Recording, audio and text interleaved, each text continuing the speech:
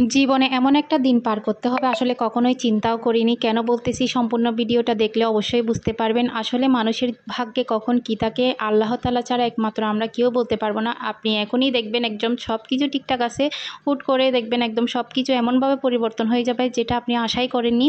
তো এই ঘটনাটা আমার জন্য একটা শিক্ষা। তো কী ঘটনা এটা আপনাদের সাথে একটু শেয়ার করি। এটা আমার নিজের জীবনের ঘটনা। তো গত বছর এমন দিনে আমার ভাইয়ের ছেলে হয়েছিল, মানে প্রথম রোজার দিনে, একদম ঈদের প্রথম মানে রোজার আগের দিন হয়েছিল। তো ভাইয়ের যেহেতু বাচ্চা হচ্ছে, আমি ওখানে ছিলাম স্বাভাবিক, মানে একটু মানে ওখানে টাইম দিয়েছিলাম। আমার বাচ্চাও যেহেতু এখানে অসুস্থ, আমি তেমন একটু ওদিকে খেয়াল করি নাই। ছোটো বাচ্চা মানুষ, আমার বাচ্চার বয়সও তখন একদম 1 বছর ছিল। তো ছোটো বাচ্চা যেহেতু, ওর হঠাৎ করে দেখতেছি একদম ডায়রিয়া, মানে 2-1 বার করতেছিল। আমি এটা একদম তেমন একটা পাত্তা দিই নাই, মানে ঠিক হয়ে যাবে, ওষুধ খাওয়াইছিলাম।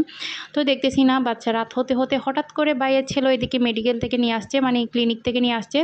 তো তারপর আমি দেখতেছি আমার বাচ্চা এদিক দিয়ে অসুস্থ হয়ে যাচ্ছে, মানে রাত পেরোতে পেরোতে দেখতেছি বাচ্চার অবস্থা খারাপ।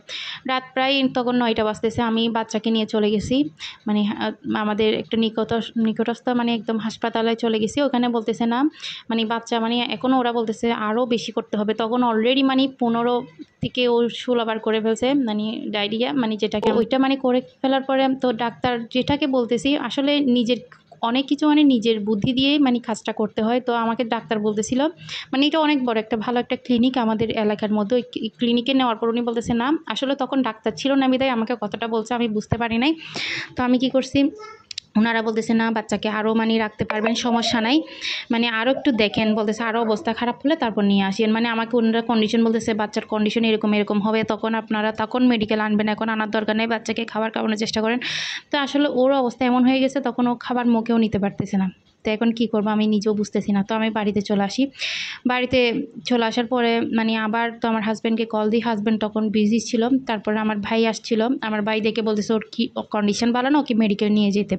তো আমি পাশে একদম আমাদের নিকটস্থ পাশেই যে স্বাস্থ্য কমপ্লেক্স, ওইটাকে মানে ওইটার নিয়ে যাওয়ার পরে ওনারা বলতেছে না, বাচ্চাকে মানে ভর্তি করতে হবে। তো একদম সেম কথা, আমি মানে 1 ঘন্টা আগে এক ডাক্তারের কাছে নিয়ে গেছি, ওনারা বলতেছে টাইম আছে, ওনারা বলতেছে না, ভর্তি করাতে হবে। তো অনেক কিছু মানে হচ্ছে নিজের বিষয়, মানে খেয়াল করবেন যে আপনার বাচ্চা সুস্থ আছে কিনা, ওইটা আপনার থেকে বেটার কেউ বুঝবে না। আপনি নিজে মা, আপনি হচ্ছে নিজের ফ্যামিলি থেকে কেউ বেশি ভালো বুঝবে না। তো ডাক্তারে যদিও বা বুঝবে, ঠিক আছে, ডাক্তার চিকিৎসা দিবে, কিন্তু আপনি কীরকম, আপনিই সব কিছু ভালোভাবে বুঝতে পারবেন। তারপর আমি কি করছি, আমার ভাইয়ের ছেলে তো নিয়ে আসছিল, তো ভাইও গেছিলো, পুরো রাত প্রায় ভাইও ছিল ওইখানে, প্রায় ভর্তি করাতে করাতে রাত 12টা বেজে গেছে। তো বাচ্চাকে নিয়ে প্রায় আমি ওখানে রাতে গেছি। তারপর রাতে যাওয়ার পরে দেখতেছি না, আমি কোনো কিছুই নিয়ে যেতে পারি না বাসা থেকে, মানে আমার প্ল্যানিংয়ে ছিল না যে আমি ভর্তি হব, ওই প্ল্যানিংটা আমি নিয়ে যাই নাই। জাস্ট কয়েকটা কাপড় নিয়ে গেছি বাচ্চার জন্য এতটুকু, আর কয়েকটা ডায়পার নিয়ে গেছিলাম। আমার জন্য কাপড়, ইভেন আমার জন্য কাপড় নিয়ে যাই নাই আমি।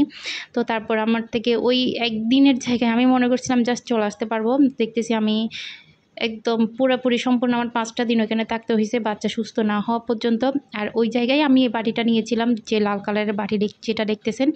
আসলে তখন আমার এমন অবস্থা হয়েছিল, মানে একটা বাটিও আমার জন্য অনেক বড় কিছু, এই বাটিটা। আর ওই টাইমেই আমি এই বাটিটা নিই, আসলে এই বাটিটা নিয়ে আমার এত স্মৃতি, মানে আমার কি বলবো, 5 দিনে মনে হচ্ছে আমার 5 বছরের স্মৃতি জমে গেছে।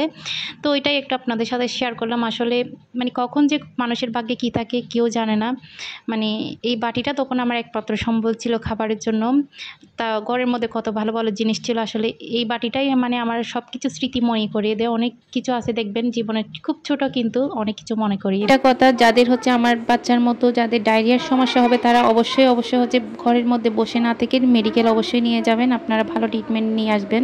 তো আমার বাচ্চা সুস্থ হয়ে গেছে আলহামদুলিল্লাহ।